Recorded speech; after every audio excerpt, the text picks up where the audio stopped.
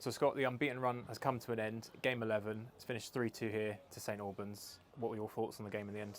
Didn't start for the first 20 minutes. I thought we got completely outplayed. We looked disjointed, looked a little bit confused in terms of our shape and what we're asking the boys to do. And it wasn't too dissimilar to what we've done in the past, but just felt like our distances were off.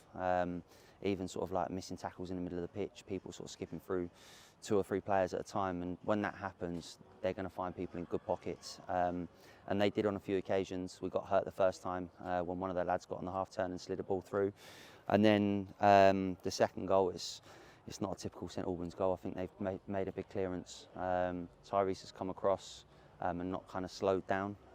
He's managed to get skipped past, and then obviously a little bit of a ricochet in the box, I think, and then he slotted it away. So yeah, really disappointed to be 2-0 down at half time. I think we approached it in a positive way, because I thought we still had moments in the game where we thought we could hurt them, but we needed to be a little bit neater in our passing in the final third and maybe slow it down at times. Everything seemed a little bit rushed, and then for 25 minutes in the second half I thought we were brilliant. Deservedly got back in the game, and then people say sort of keep your foot on their neck when you're on top, but in football, if you don't keep the back door shut, you're likely to concede, and that's exactly what happened. So really soft goal, I thought, the third one. I think it's come from one of their throw-ins over the far side, and it's just too easy. A little bit of combination play, and he's got a free shot on the edge of the box or just inside the box, and yeah, really disappointed overall to not obviously keep the unbeaten run going, but massively proud at the same time of the efforts in the second half. I thought we looked like a really good team, but at the end of the day we've come away with nothing. So yeah, bittersweet, I guess. And just to go back then to before the game, you made a few changes to the lineup this evening. We saw Matt Lynch drop out. I believe you might have some news for us on an injury he might have picked up maybe on Saturday, and also you dropped yourself as well. Yeah, so he's been playing through an injury for the last probably 2 or 3 weeks, and we've been able to sort of monitor it, and he just said to me that I don't think I can get through a Tuesday night after a Saturday.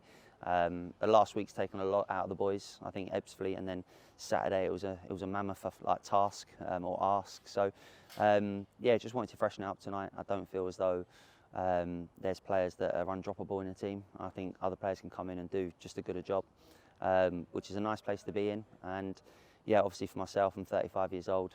We've got Jammers that's not played for a couple of weeks, who was fresh, ready to go, and just felt like it was the right thing to do tonight against the possession-based team, where we could kind of go and bite in the middle of the pitch with him and Nashi. And I think second half they were brilliant, the two of them. Didn't give St Albans a moment on the ball.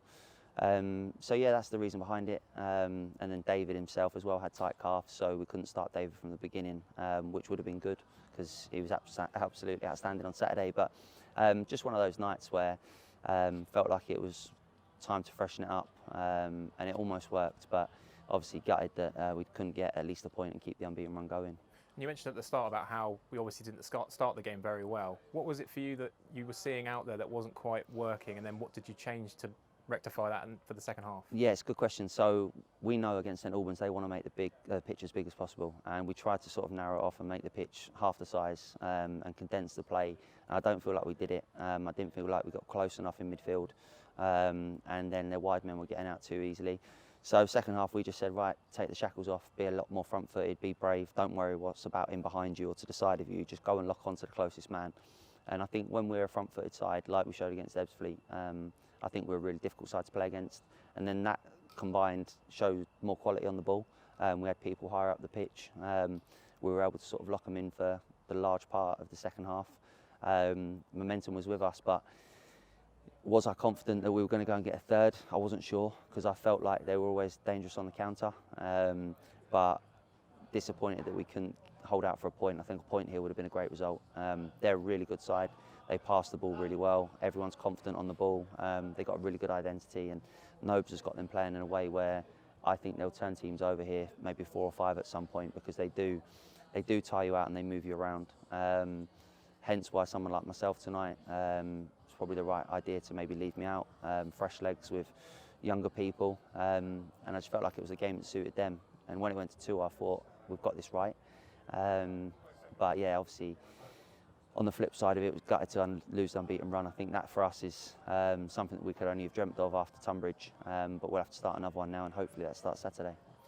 Another pair of goals that have come from avenues not with strikers. Are you concerned at all about the lack of goals that has happened lately with your strikers, Minas and Alexander? 100%. Yeah, like they're in the team to score goals, and obviously they're probably be more concerned than I am. They want to score goals. They're desperate to score goals. They're getting in good areas.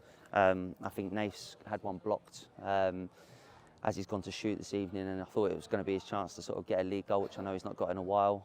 George has gone through in the first half, and I'm desperate for them to score, because when your strikers are scoring goals, you know that the next one's not far away. They're going to get 2 or 3.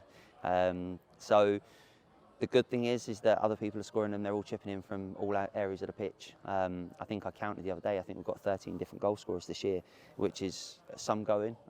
It's good to know, but I want George and Nathan to score because it means a lot more to them, and obviously breeds confidence. So they're getting in good areas, and it will come. Hopefully Saturday will be the day that they can get a goal, get their name on the score sheet. But for the lack of not scoring goals, they do work their absolute socks off, and they're a massive part of the team. So there is more to it, but obviously I'd like them to score, yeah. And as you alluded to there, Saturday, another big game, Eastbourne Borough away. They're only 3 points above us now as we've dropped even deeper into the relegations places. 3 points is the gap now. Is that a must-win now for you? So it's still so early on in the season. We looked at the teams around us just a moment ago who didn't win tonight, and I said no, Western won, and Western were just above us before the game, and they've moved so far up the table that we didn't even realise that they were in around us. So it is still so early in the season. If you win a couple of games, I think Hampton have won 3 or 4 in a row, and they're just sitting outside the playoffs now. So I don't think there's any alarm in terms of like panic at the moment. So I believe in what we've got. I think we've come to a side here tonight. They're an excellent side. And then I think we've shown that on Saturday against Chelmsford, that are competing for the playoffs. But competing for the playoffs at this stage of the season is irrelevant. There's so many more games left to play, so many more points to play for. Having said that, we don't want to wait. We want to win games, we want to draw games, and obviously get points on the board. But I do believe in the group that we've got. I do believe we'll climb the table. But I think the problem with us is that we wasted the first 7 games of the season only getting 1 win, and we're playing catch up, unlike a lot of the sides who had more points than us probably 6 weeks ago. So if you look over the last sort of 6 games, I think we've got 9 points, which isn't the end of the world. If you pick up a point and a half a game, you won't be too far off where you want to be. So yeah, nothing that concerns me. I do believe that we'll climb the table, but it's all good saying that. We need to start doing it.